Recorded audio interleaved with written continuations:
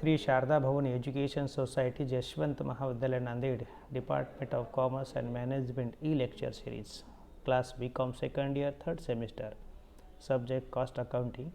Today's topic is methods of costing. Myself, Dr. Harishchandra Patange, Professor and Head PG Department of Commerce and Management of this college. In last some period, we have discussed about the costing, cost accounting, cost accountancy, different cost concepts, classification of cost, elements of cost, no doubt. Now, whatever costing is there, whatever costing method is there, that is different considering the nature, considering the nature of the firm to firm is different. They are discussed here one by one. First one, unit costing or single output costing. This method is also known as the single or output costing. It is suitable to the industries where production is continuous and units are identical. The objective of this method is to ascertain the total cost as well as the cost per unit. A cost sheet is prepared taking into account the cost of material, labor and overheads, means elements of cost.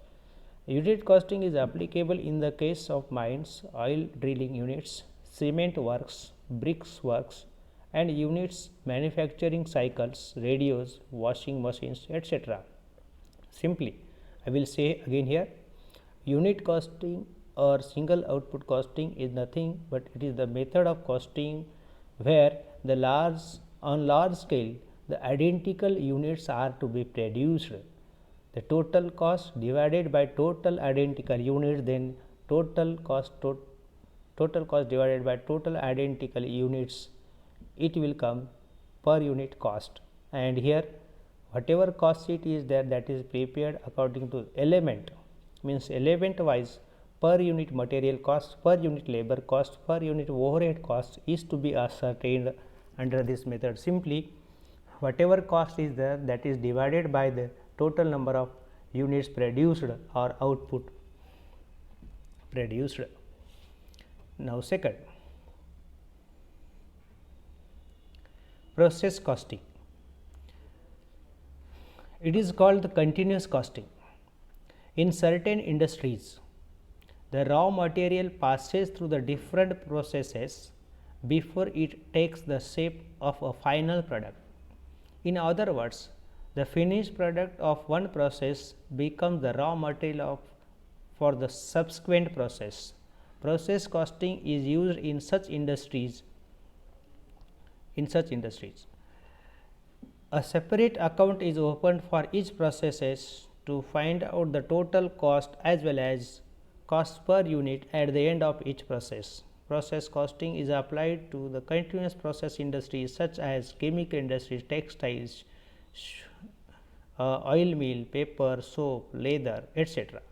Simply, process costing is nothing but when a product passes through the various stages of production or various processes. In order to know the cost of product at the end of each process or at the end of each stage of production, the method of costing is used is called as process costing and nothing else. Now, number 3, job costing. It is also called the specific order costing. It is adopted by industries where there is no standard product and each job or work order is different from the others. The job is done strictly according to the specifications given by the customer and usually the job takes only a short time for completion. The purpose of job costing is to ascertain the cost of each job separately. Job costing is used by printing presses, motor repair shops, automobile garages, film studios, engineering industries, etc. Means under job costing, the job is one unit and in order to find the cost of each and every job, this costing is used. That costing is called as job costing. Everyone's product is different as per the specification of the customer and accordingly the cost will be different under job costing. Number 4, contract costing. It is also known as the terminal costing. Basically, this method is similar to the job costing. However, it is used where the job is big and spread over a long period of time. The work is done according to the specifications of the customer also. Contract costing is also similar to the job costing. It is also one job, but when job is big, that is considered as contract costing, and small contract is considered as a job, and big job is considered as a contract. The purpose of contract costing is to ascertain the cost incurred on each contract separately. Hence, the separate account is prepared for each contract. This method is used by firms engaged in the shipbuilding, construction of buildings, bridges, dams and roads, etc. Simply, under contract, the difference between the job and contract is very simple.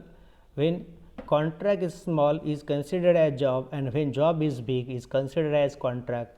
Generally, job is completed in a few time, but contract may takes 1, 2, 3 or more years to complete.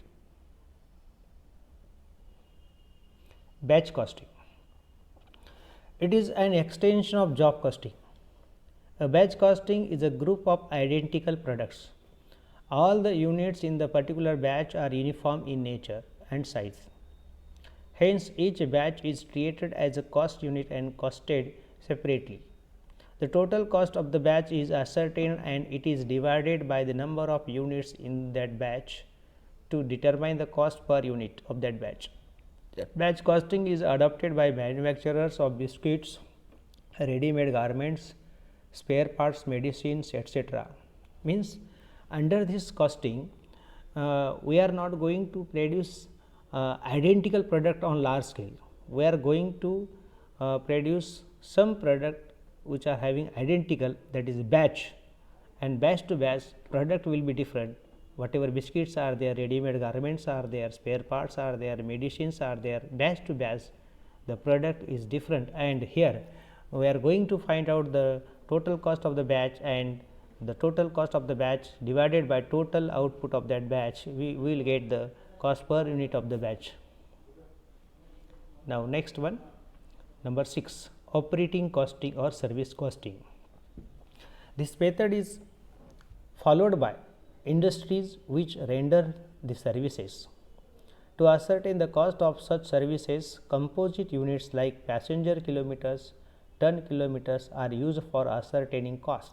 For example, in the case of bus company, operating costing indicates the cost of carrying a passenger per kilometer.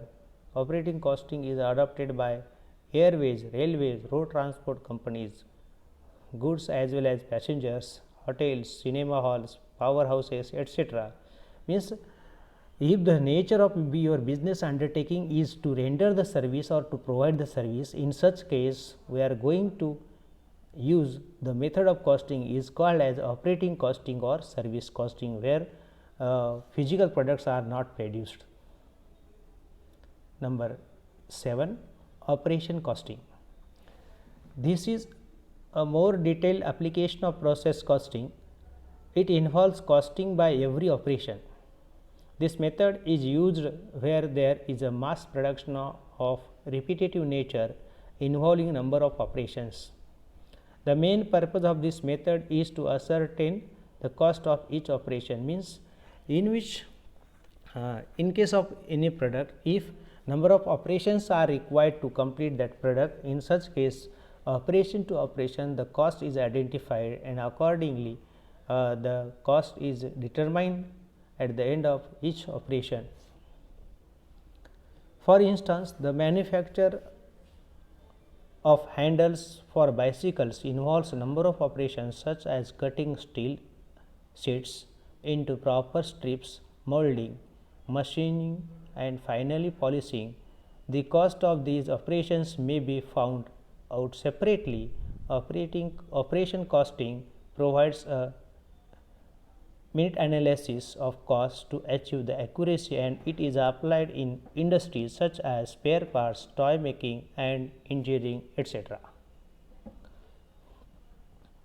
Last one, multiple costing. It is also known as composite costing. It refers to the combination of two or more of the above methods of costing. It is adopted in industries where several parts are produced separately and assembled to a single product. In such industries, the multiple costing is used, means where their processing is there, process costing is there, where their contracting is there, their contract costing is there, where their work order or job orders are there, their job costing is there, where their batch costing is required. Such mixing of costing methods is used. Due to that, this method is considered as a multiple costing and nothing else. Thank you.